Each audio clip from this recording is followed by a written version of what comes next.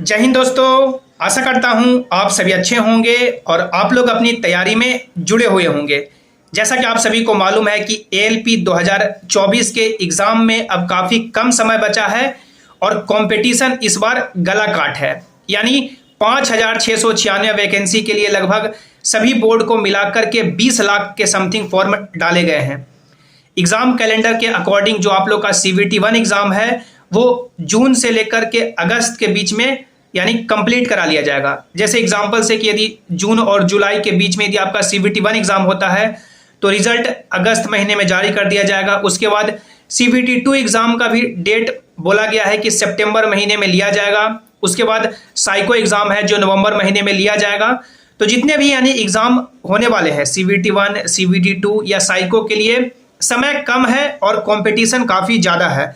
इस कम समय में और कंपटीशन ज़्यादा में चाहे आप लोगों ने किसी भी बोर्ड से अपना फॉर्म अप्लाई किया है, सिलेक्शन कैसे ले, कैसे आप लोग अपनी एक सीट पक्की करें और अपना लाइफ गवर्नमेंट जॉब में, रेलवे में आप लोग सुरक्षित करें। देखिए, जो आपका एग्ज़ाम पैटर्न है यानी कि आपका मान सकते हैं इसमें 3 एग्ज़ाम होते हैं। सबसे फर्स्ट जो आपका CVT 1 एग्ज़ाम होगा जो क्वालिफाइंग इन नेचर होगा। जो कैंडिडेट क्वालिफाई करेंगे CVT 1 एग्ज़ाम वो अगले स्टेज CVT 2 में पहुँचेंगे। उसके बाद CVT 2 जो आपका होगा और साइको एग्जाम होगा, इसी से मेरिट बनेगा। CVT 2 को 70% का वेटेज दिया गया है और साइको को 30% का वेटेज दिया गया है। इसमें एक और एग्जाम आपका होता है ट्रेड का एग्जाम जो क्वालिफाई करना होता है। हम लोग एक एक करके तीनों स्टेज को समझेंगे कि कैसे आप लोग कौन से स्टेज में कैसा अपना सिलेक्शन का स्ट्रेटेजी अपनाएं ताकि आप लोग सिलेक्शन भी लें और उस सिलेक्शन को नौकरी में कन्वर्ट करें। क्योंकि काफ़ी सारे कैंडिडेट ऐसे होते हैं जिनका मान लीजिए CVT 1 रिजल्ट हुआ, CVT 2 रिजल्ट हुआ, सभी स्टेज हुआ लेकिन मेरिट नहीं बना। पॉइंट नंबर से, एक नंबर से बहुत सारे ऐसे लाखों कैंडिडेट हैं, मान सकते हैं 2018 से या 2019 के वैकेंसी में, यानी उनका तो रिजल्ट हो रहा है बट मेरिट नहीं लग रहा। तो इस रिजल्ट को आप लोग मेरिट में कैसे कन्वर्ट करें, कैसे फाइनल सिलेक्शन तक पहुंचे। देखिए, CVT 1 एग्जाम जो है वो आपको यानी कि 75 क्वेश्चन पूछे जाएंगे, 1 घंटे का समय दिया जाएगा, 60 मिनट 75 क्वेश्चन।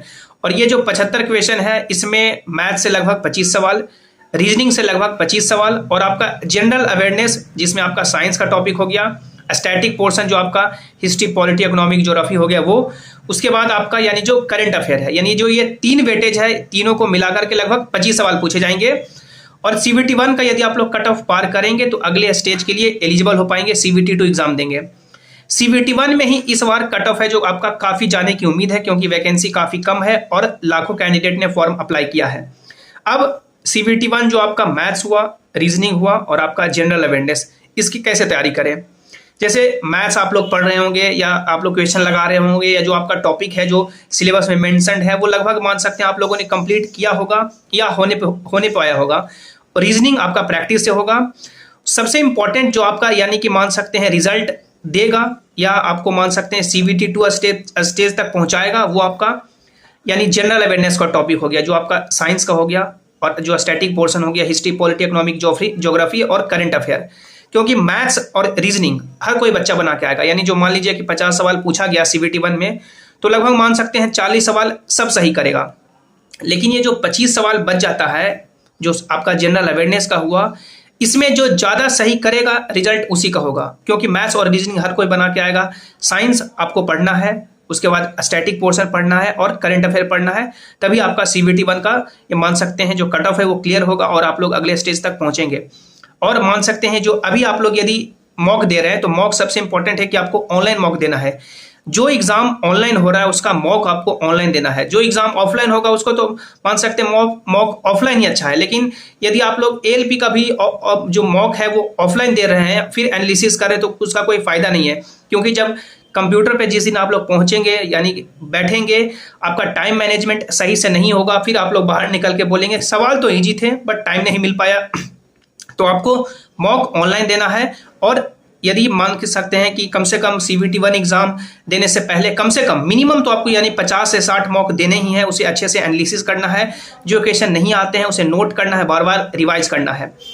यदि उसके बाद CVT 2 के हम लोग एग्जाम बात करें स्ट्रेटेजी की कि क्या कहाँ से कितने क्वेश्चन पूछे जाएंगे, तो CVT 2 एग्जाम में आपको 100 क्वेश्चन पूछे जाएंगे, 1.5 घंटे का या 90 मिनट का समय दिया जाएगा, जिसमें मैथ्स रहेंगे, रीजनिंग रहेगा, इस बार है जो आपका जनरल अवेयरनेस का जो टॉपिक है वो यानी काफ़ी कम हो जाता है। बेसिक साइंस और इंजीनियरिंग से सवाल पूछे जाएंगे, जिसका यानी वेटेज लगभग मान सकते हैं 40 क्वेश्चन रहेगा। यदि 30 क्वेश्चन मैथ्स पूछा जाता है, 30 क्वेश्चन रीजनिंग पूछा जाता है, तो 40 क्वेश्चन बेसिक साइंस और इंजीनियरिंग रहेगा, जिसमें फिजिक्स के सबसे ज़्यादा टॉपिक रहेंगे। जैसे कि आपका मान सकते हैं फिजिक्स का जो यूनिट एंड मेजरमेंट हो गया, वर्क पावर एनर्जी हो गया, साउंड हो गया, लाइट हो गया, इलेक्ट्रिसिटी हो गया, उसके बाद मान सकते हैं मोशन हो गया, या जो भी यानी मान सकते हैं जो फिजिक्स के इंपॉर्टेंट टॉपिक्स है। जैसे कि आप लोगों ने देखा होगा कि 9th और 10th में जो यानी मान सकते हैं फिजिक्स के टॉपिक मेंशन्ड है, उसे आपको अच्छे से करना है।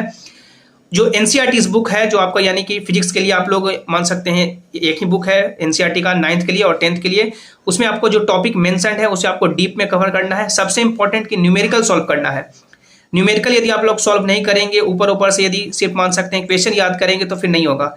कॉन्सेप्ट भी आपको पढ़ना है, और जो बेसिक फॉर्मूलाज हैं न्यूमेरिकल के, जैसे मोशन का हो गया, वर्क पावर एनर्जी का हो गया, टाइम एंड डिस्टेंस का हो गया, उसके बाद मान सकते हैं स्पीड का हो गया, उसके बाद जो आपका मान सकते हैं लाइट का है, जो बेसिक फॉर्मूलाज, बेसिक यानी कि जो थ्योरी, तो ये आपको यानी अच्छे से करना है, क्योंकि वेटेज आपका यानी कि इसका CBT2 का मेरिट बनने में 70% है। उसके बाद आपका साइको का एग्जाम होगा, साइको का वेटेज 30% है। ट्रेड का है, ट्रेड जो आपको पास करना है, जो आप लोगों ने ट्रेड सेलेक्ट किया है।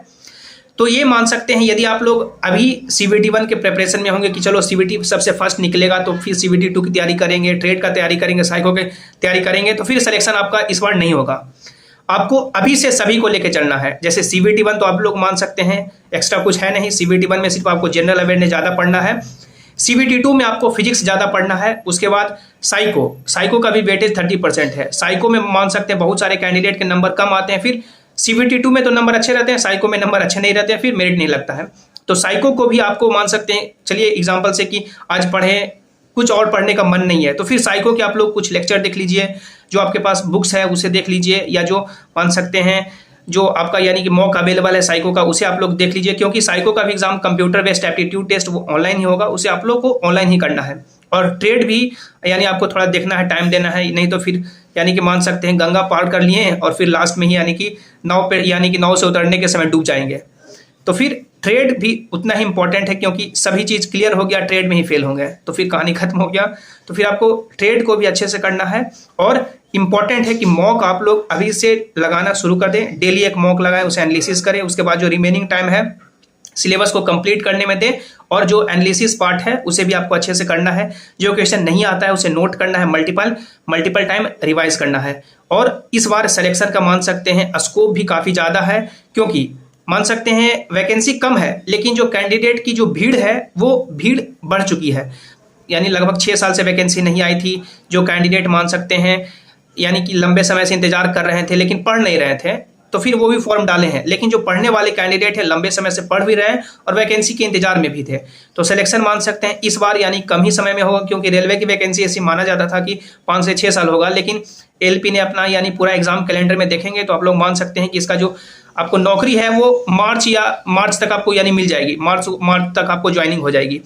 तो गोल्डन अपॉर्चुनिटी है कि आप लोग अपना रिजल्ट को मेरिट में कन्वर्ट करें। सिलेक्शन इस बार यानी आपको लेना है। जो भी इसके रिगार्डिंग आगे फर्दर अपडेट होंगे, ऑफिशियल अपडेट होंगे, आपको जेसिंग क्लासेस बिल्कुल समय पे और सटीक जानकारी देता रहेगा। चैनल को आपको सब्सक्राइब करना है, वीडियो को लाइक करना है और अपने दोस्तों के साथ शेयर करना है। मिलते हैं अगली वीडियो में। Thanks for watching, have an awesome day.